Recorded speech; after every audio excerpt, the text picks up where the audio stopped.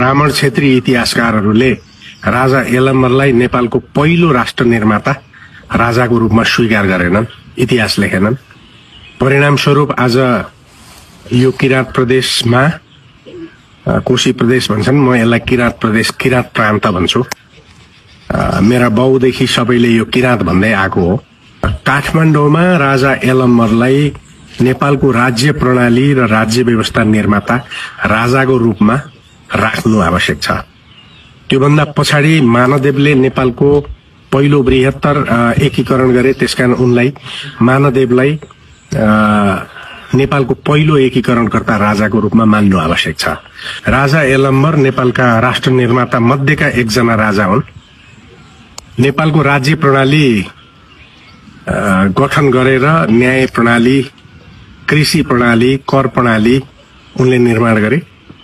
उनकै पालादेखि मापचौक, लिङ्गोवाल, कुथेर भन्ने न्यायपालिकाका निकायहरू बने। एउटा संगठित कर प्रणाली लागू भयो, सैन्य शक्ति निर्माण भयो। त्यहाँभन्दा अगाडि राजाहरू भए पनि त्यो एउटा समुदाय नेपाल राष्ट्र चाहिँ थियो, तर राज्य व्यवस्था थिएन। त्यसकारण यो इतिहास अगाडि आएन। राजा यलम्बरलाई केही पाखण्डी पुराण का किम्वदन्ती लेख्ने पण्डितहरूले बारबरिक हुन्, उनको टाउको काटेर महाभारतमा राखिएको थियो भने जस्ता कुराहरू लेखेर बिगार्ने कामहरू पनि गरे। किराँतहरू त्यसकारण धर्मको पक्षमा पनि उभिएका हुन्। त्यसकारण यी सबै गलत संकथनहरूलाई तोडेर राजा यलम्बरलाई नेपालको पहिलो राज्य व्यवस्थाको निर्माण गर्ने राष्ट्र निर्माता राज्यको रूपमा काठमाडौँमा शालिग राख्नुपर्छ र उनी किराँतका मात्रै राज्य वा लिम्बू र राईका मात्रै राजा हुन् भन्ने बाहुनहरूले ठान्ने र राई र लिम्बूहरूले यी हाम्रा मात्रै राजा हुन् भन्ने एउटा जुन संकीर्णता दुवै पक्ष छ, त्यो दुवै पक्षको यो संकीर्णता समाप्त भएर नेपाललाई सभ्यताको आधारबाट हामीले एकीकृत गरेर जानु पर्दछ। अहिले यो जुन शालिग छ, यो शालिग राजा यलम्बरको हो। यो खोटाङको शोलमा यो साकेला केन्द्र यहाँको राईहरूले बनाउनु भएको। राजा यलम्बर भन्दा अगाडि पनि किराँतहरू थिए होला, तर थुमथुममा राजाहरू हुन्थे। धेरैले नबुझेको इतिहास के हो भन्दाखेरि राजा यलम्बर नेपालका राष्ट्र निर्माता मध्येका एकजना राजा हुन्। नेपालको राज्य प्रणाली गठन गरेर न्याय प्रणाली, कृषि प्रणाली, कर प्रणाली उनले निर्माण गरे। उनकै पालादेखि मापचौक, लिङ्गोवाल, कुथेर भन्ने न्यायपालिकाका निकायहरू बने। एउटा संगठित कर प्रणाली लागू भयो, सैन्य शक्ति निर्माण भयो। त्यहाँभन्दा अगाडि राजाहरू भए पनि त्यो एउटा समुदाय नेपाल राष्ट्र चाहिँ थियो, तर राज्य व्यवस्था थिएन। त्यसकारण यो इतिहास अगाडि आएन। काठमाडौँका शासकहरूले, खास गरी ब्राह्मण क्षेत्रीय इतिहासकारहरूले राजा यलम्बरलाई नेपालको पहिलो राष्ट्र निर्माता राजाको रूपमा स्वीकार गरेनन्, इतिहास लेखेनन्। परिणामस्वरूप आज यो किराँत प्रदेशमा कोशी प्रदेश भन्छन्, म यसलाई किराँत प्रदेश, किराँत प्रान्त भन्छु। मेरा बाउदेखि सबैले यो किराँत भन्दै आएको हो। यो क्षेत्रका जनताले प्रान्तको राजा जस्तो गरेर उनको शालिगहरू बनाउनु पर्ने अवस्था छ। नेपालले 6 वटा सभ्यता निर्माण गर्यो, त्यसमध्येको एउटा अत्यन्त वैभवपूर्ण सभ्यता किराँत सभ्यता हो। किराँत भन्ने शब्द आर्यनहरूले सम्बोधन गरेर बोलाउँदा आर्य भने जस्तो, शाक्य गणराज्यमा शाक्यहरूले सम्बोधन गरेर बोलाउने शाक्य भने जस्तो, लिच्छवी गणराज्यमा लिच्छवीहरूले बोलाउने लिच्छवी भने जस्तो, र मिथिलामा देव भनेर बोलाए जस्तो, यी शब्दहरू जात होइनन्। यी सम्बोधन गर्ने शब्द मान्छेका सभ्यताका प्रतीक शब्दहरू हुन् भन्ने कुरा पनि आएन। त्यसैले किराँत भनेको लिम्बू हो, राई हो, बाहुन होइन भन्ने खालको एउटा संकथन देशमा निर्माण गरियो। म किराँत प्रदेशको मान्छे हुँ, त्यसकारण मलाई किराँतहरूले सम्बोधन गरेर बोलाउने शब्द चाहिँ किराँत हो। जसरी शाक्य, आर्य, त्यसपछि मल्ल, त्यसपछि देव भनेर बोलाइयो। मेरो त्यही कारण एउटा भनाइ के हो भन्दाखेरि काठमाडौँमा राजा यलम्बरलाई नेपालको राज्य प्रणाली र राज्य व्यवस्था निर्माता राजाको रूपमा राख्नु आवश्यक छ। त्योभन्दा पछाडि मानदेवले नेपालको पहिलो बृहत्तर एकीकरण गरे, त्यसकारण उनलाई मानदेवलाई नेपालको पहिलो एकीकरणकर्ता राजाको रूपमा मान्नु आवश्यक छ। अंशु वर्माले मगधसँग त्यति बेलाका पछिल्ला गुप्तहरूसँग लडाईँ गरेर नेपालको सार्वभौमिकता सुरक्षित गरे र त्यही कारण उनले नयाँ सम्वत पनि सुरु गराए र नेपालको पृथक हिमवत खण्डको संस्कृतिलाई महत्व दिए। त्यसकारण उनलाई पनि हामीले नेपालको राष्ट्रवाद निर्माण गर्ने राजाको रूपमा मान्नु आवश्यक छ।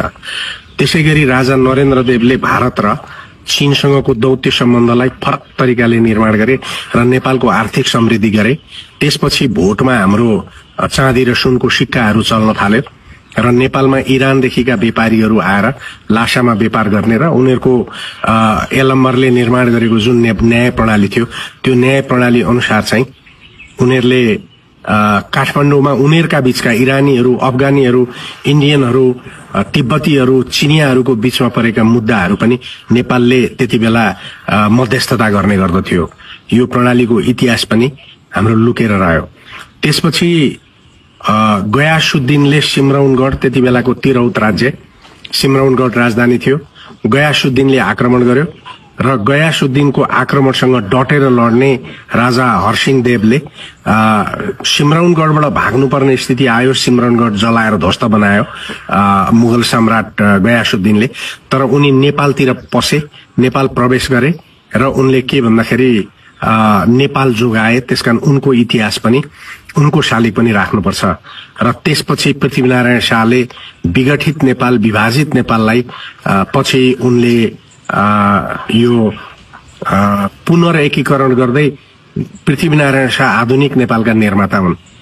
यी सँगसँगै थुप्रो सेनाहरू छन्, फाल्गुनन्द जस्ता कविहरू, साहित्यकार, दार्शनिकहरू छन्, मोतीराम छन्, भानुभक्त छन्, त्योभन्दा अगाडिका पनि कैयौं लिच्छवी समयका बुद्ध कीर्तिहरू छन् र त्यसका सेनाहरू छन्। उनीहरूको सबैको इतिहासहरू लिनु र नेपाललाई एउटा समृद्ध एक राज्य बनाउनु आवश्यक छ।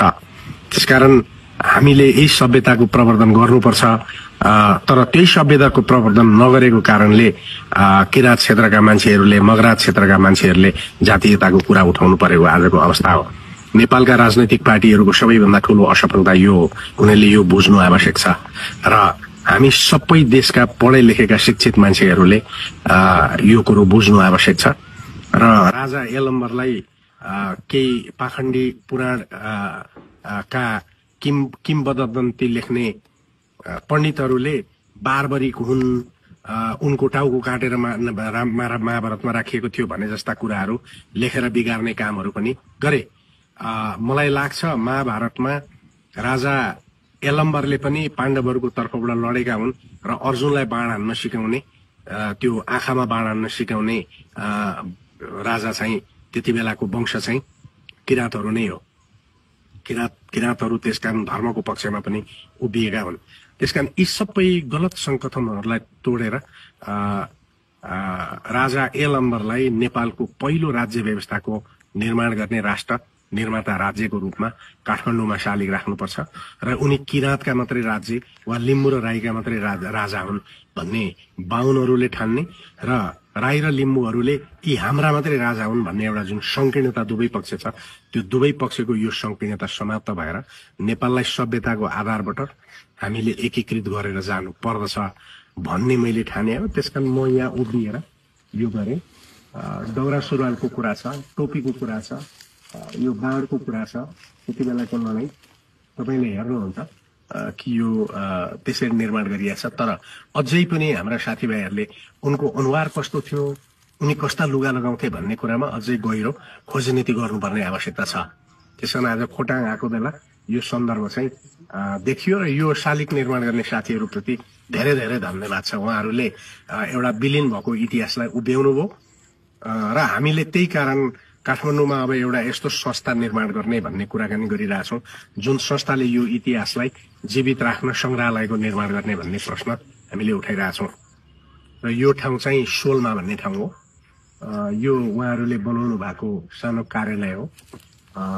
सायद स्थानीय तहले यसलाई केही सहयोग गरेको होला र यो सहयोगबाट भए पनि यति इतिहास निर्माण गर्ने कुरा भयो। त्यसैले स्थानीय तहमा कतिपय राम्रा मान्छेहरू पनि छन्, केन्द्रका शासकहरू जस्तो। उहाँहरू आफ्नो मात्रै स्वार्थमा लोभिँदैनन् कतिपय, तर सबै त्यो होला जस्तो पनि मलाई लाग्दैन।